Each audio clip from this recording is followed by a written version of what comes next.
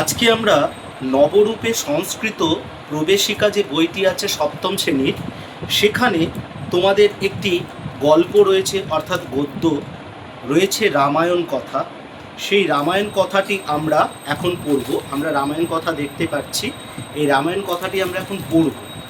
কিভাবে উচ্চারণ করব আমরা একটু খেয়াল রাখব এবং আমি ডিটেলসে বোঝানোরও চেষ্টা করছি। দেখো, প্রথমেই বলছে পুরা অযোধ্যায়ম দশরথঃ ইতি এক নৃপঃ বসতি স্ম। বলছে অতীতে অযোধ্যায় দশরথ নামে এক রাজা বসবাস করতেন। তস্য তস্য জ্যেষ্ঠ পুত্র রামচন্দ্র পিতৃসত্য পালনায় বনম গচ্ছতি স্ম। তাঁর জ্যেষ্ঠ পুত্র অর্থাৎ বড় ছেলে, অর্থাৎ রাজা দশরথের বড় ছেলে রামচন্দ্র, তিনি পিতৃসত্য পালন করার জন্য, অর্থাৎ পিতৃ আজ্ঞা পালন করার জন্য তিনি বনবাসে গিয়েছিলেন।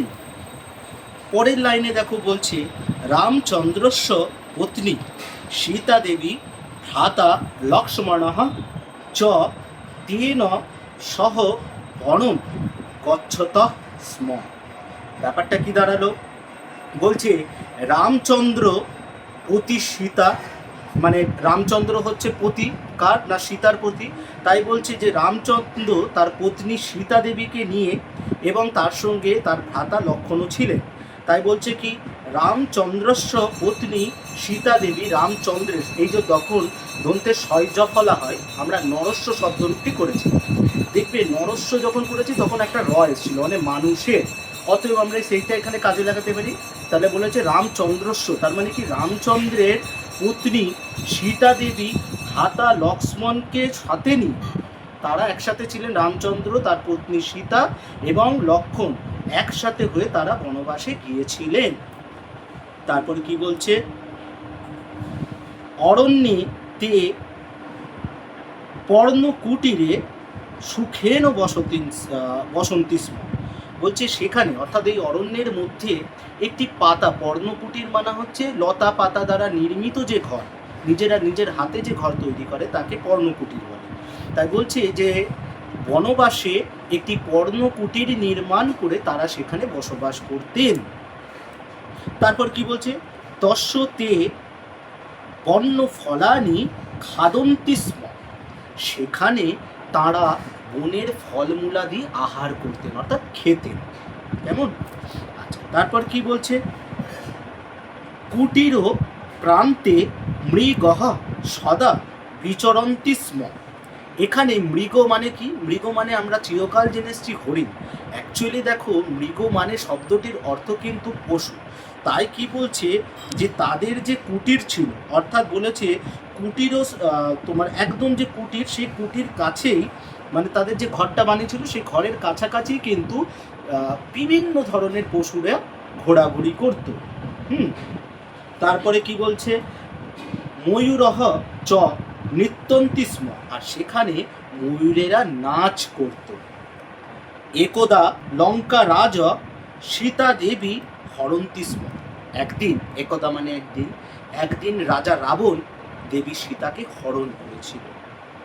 তারপর কি বলছে বানর সেনা বিহ সহ রাম লক্ষ্মণও লঙ্কাম গচ্ছত স্ম।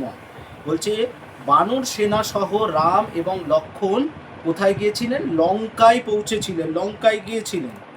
তস্য রাম রাবণঃ ঘোরতর, এখানে একটি বানান ভুল দিয়েছে তোমাদের বইতে, ঘোরতর করেছে, এটা ঘোরতর হবে। তস্য রাম রাবণঃ ঘোরতর যুদ্ধে, রাম এবং রাবণের ঘোরতর যুদ্ধে কি হয়েছিল? রামঃ রাবণম হন্তি স্ম। রাম রাবণকে হত্যা করেছিলেন।